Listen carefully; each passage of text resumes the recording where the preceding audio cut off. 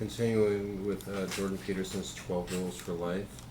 This is actually the longest rule. This is rule number 7. Pursue what is meaningful, not what is expedient.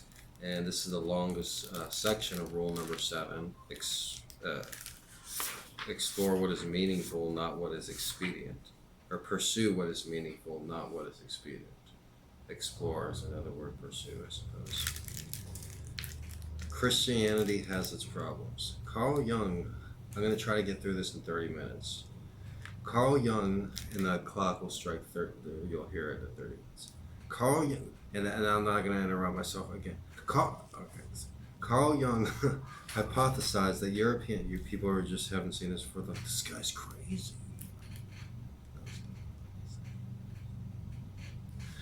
Carl Jung hypothesized that the European mind found itself motivated to develop the cognitive technologies of science to investigate the material world after implicitly concluding that Christianity, with its laser-like emphasis on spiritual salvation, has failed to sufficiently address the problem of suffering in the here and now.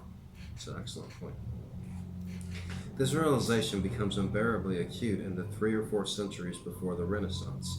In consequence, a strange, profound, compensatory fantasy begins to emerge deep in the collective Western psyche, manifesting itself first in the strange musings of alchemy and developing only after many centuries into the fully articulated form of science. It was the alchemists who first seriously began to examine the transformations of matter, hoping to discover the secrets of health, wealth, and longevity. These great dreamers, Newton foremost among them, intuited and then imagined that the material world, damned by the church, held secrets that the revelation of which could free humanity from its earthly pain and limitations. It was this vision, driven by doubt, that provided the tremendous collective and individual motivational power necessary for the development of science, with its extreme demands on individual thinkers for concentration and delay of gratification. He's speaking about the Renaissance. This is not to say that Christianity, even in its incompletable realized form, was a failure. Quite the contrary. Christianity achieved the well-nigh impossible. The Christian doctrine elevated the individual soul, placing slave and master and commoner and nobleman alike on the same metaphysical footing, rendering them equal before God and the law. Christianity insisted that even the king was only one among many. For something so contrary to all apparent evidence to find its own footing, the idea that worldly power and prominence were indicators of God's particular favor had to be radically de-emphasized. This was partly accomplished through the strange Christian insistence that salvation could not be attained through effort or work, through works. Whatever its limitations, the development of such doctrine prevented king, aristocrat, and wealthy merchant alike from lording it morally over the commoner. In consequence, the metaphysical conception of the implicit transcendent worth of each and every soul established itself against impossible odds as the fundamental presumption of Western law and society. That was not the case in the world of the past, and it is not the case in most places in the world of the present.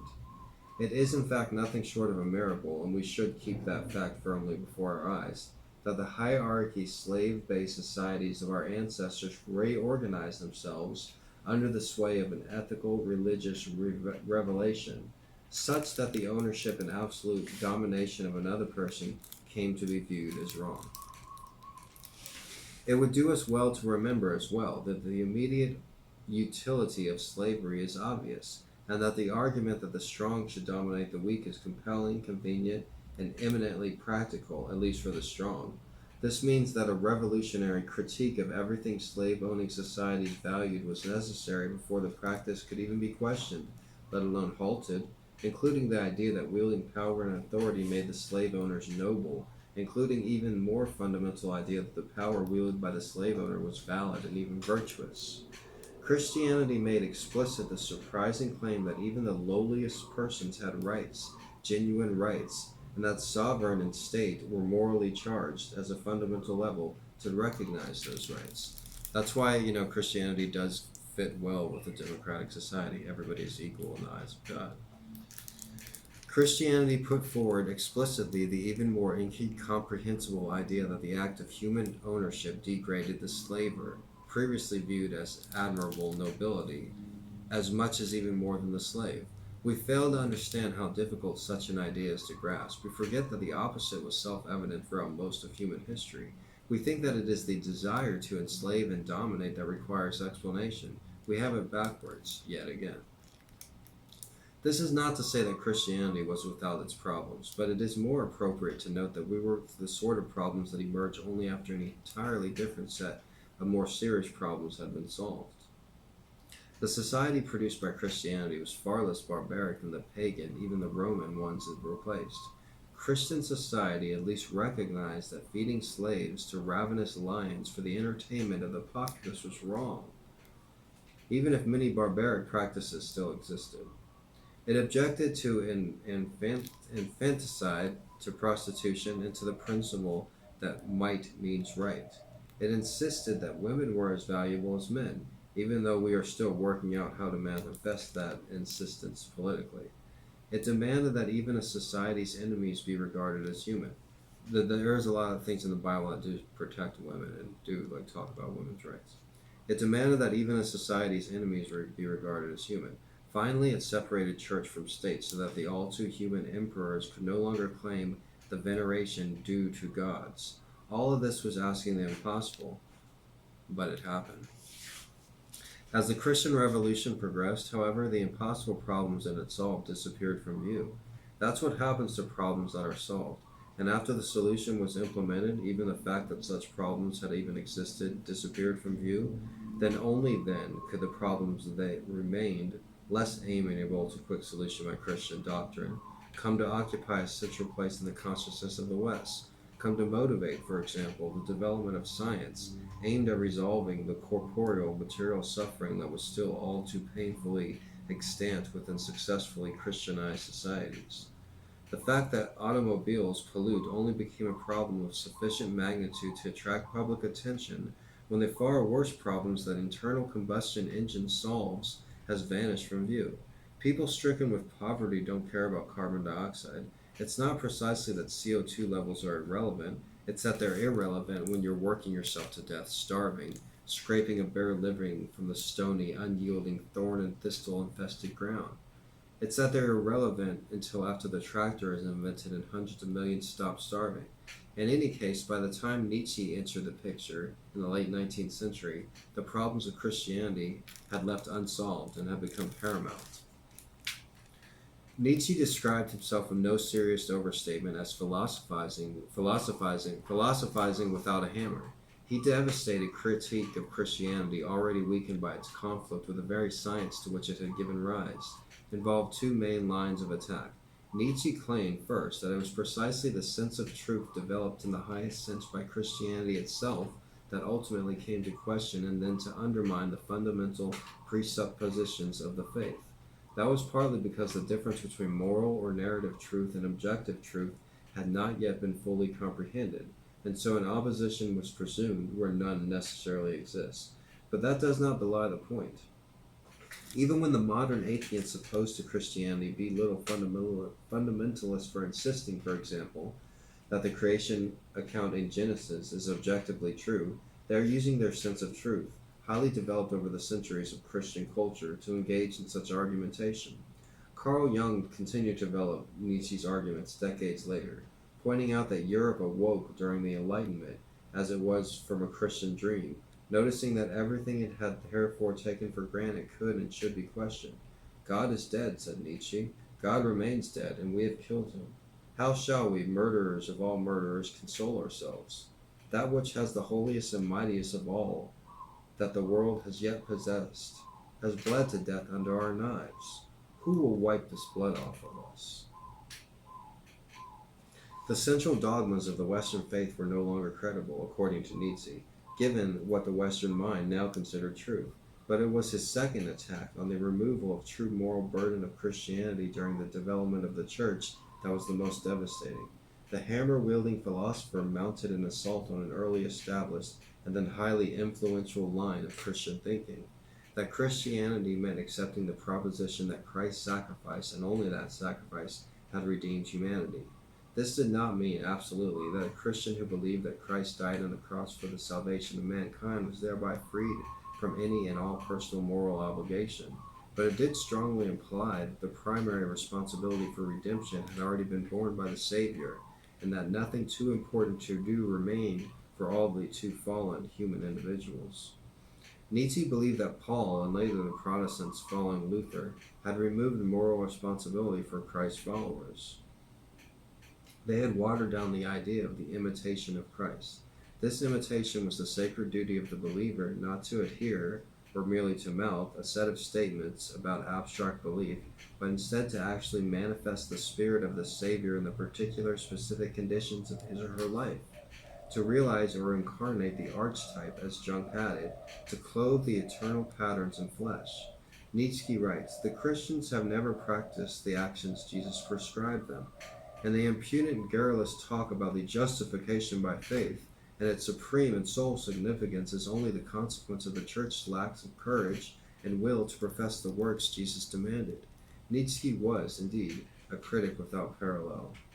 Dogmatic belief in the central axioms of Christianity, that Christ's crucifixion redeemed the world, that salvation was reserved for the hereafter, that salvation could not be achieved through works, had three mutually reinforcing consequences. First, devaluation of the significance of earthly life as only the hereafter mattered.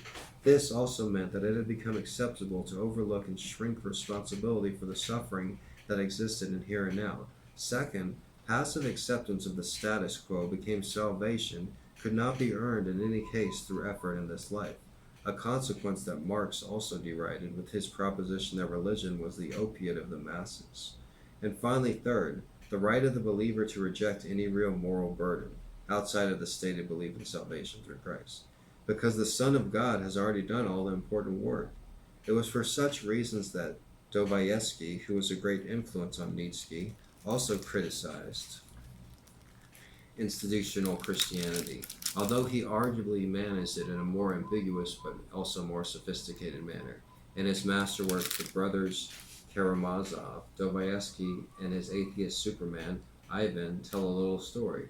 The Grand Inquisitor. A brief review is in order. Ivan speaks... I have that book in there.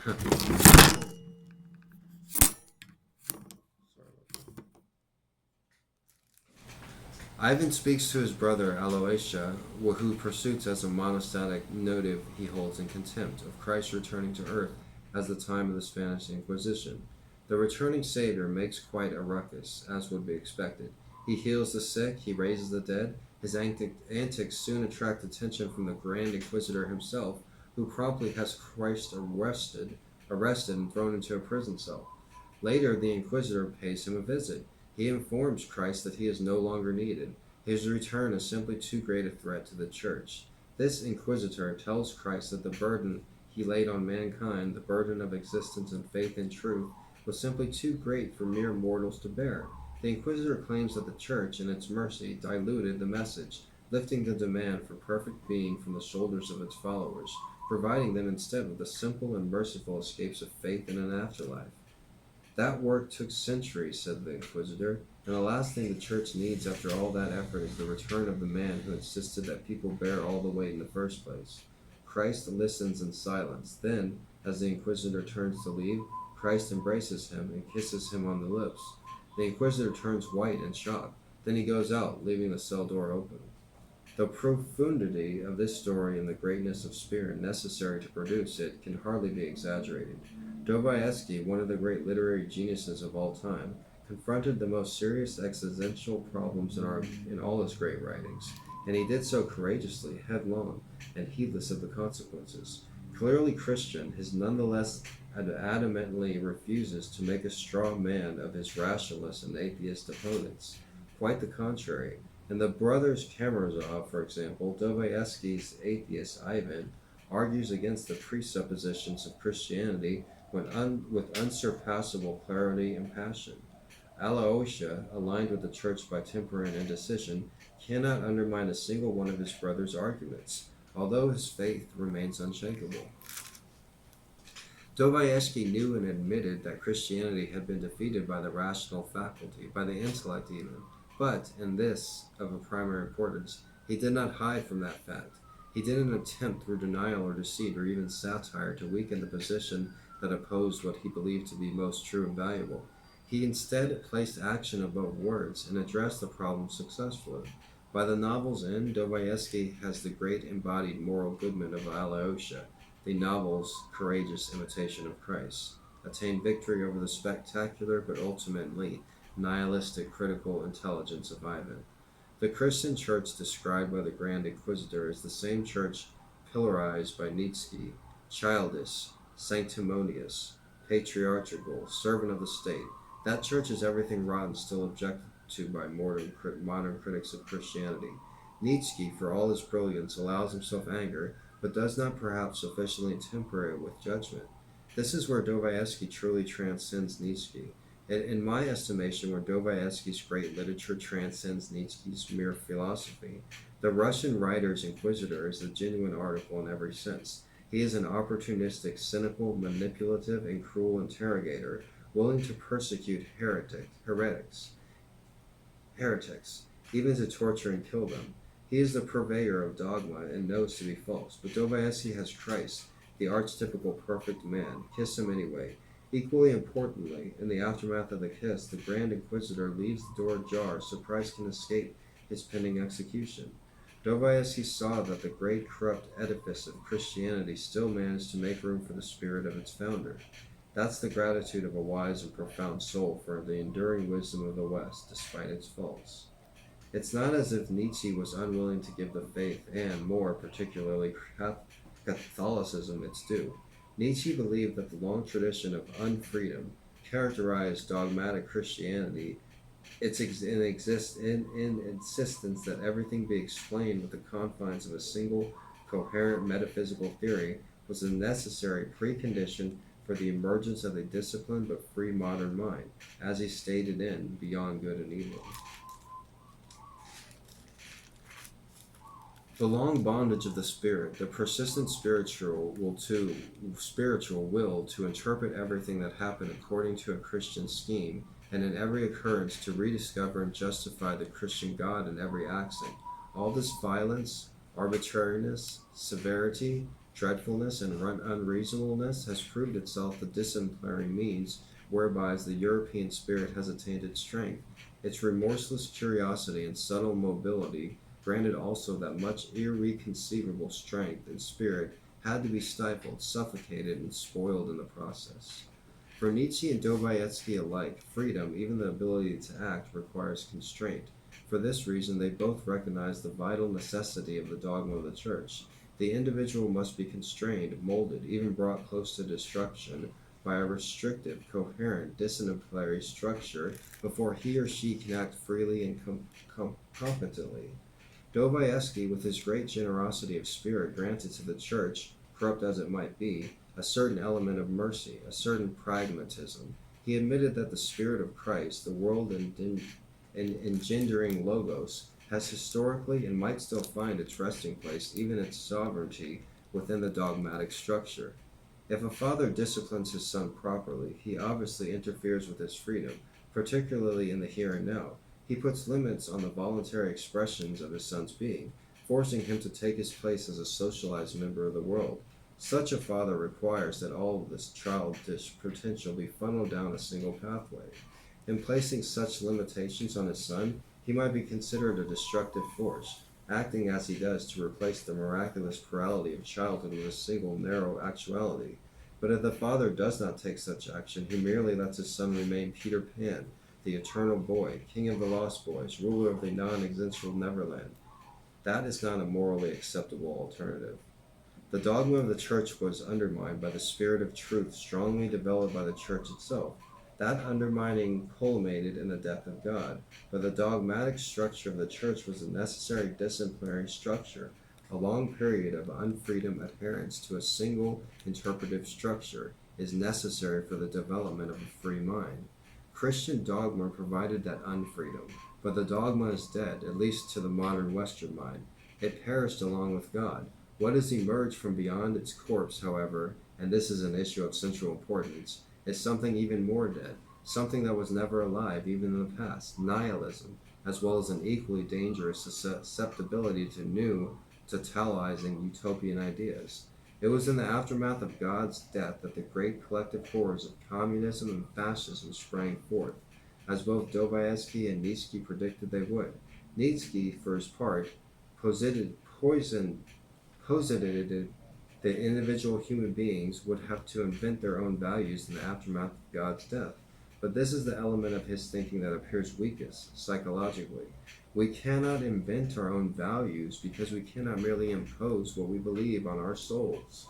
This was Carl Jung's great discovery, made it in no little part because of his intense study of the problem posed by Nietzsche. We rebel against our own totalitarianism as much as that of others. I cannot merely order myself to action, neither can you. I will stop procrastinating, I say, but I don't. I will eat properly, I say, but I don't. I will end my drunken misbehavior, I say, but I don't. I cannot merely make myself over in the image constructed by my intellect, particularly if that intellect is possessed by an ideology. I have a nature, and so do you, and so do we all. We must discover that nature and contend with it before making peace with ourselves. What is it that we most truly are? What is it that we could most truly become? Knowing who we most truly are. We must get to the very bottom of things before such questions can truly be answered. That was from Jordan Peterson's 12 Rules of Life. My name is Gregory Brand. I too am a writer. I wrote a book called Content Education. If you enjoyed that reading, don't forget to hit the subscribe button and check out my other videos. I made a lot of joke videos. You're guaranteed to laugh. And thanks for watching. Have a nice day.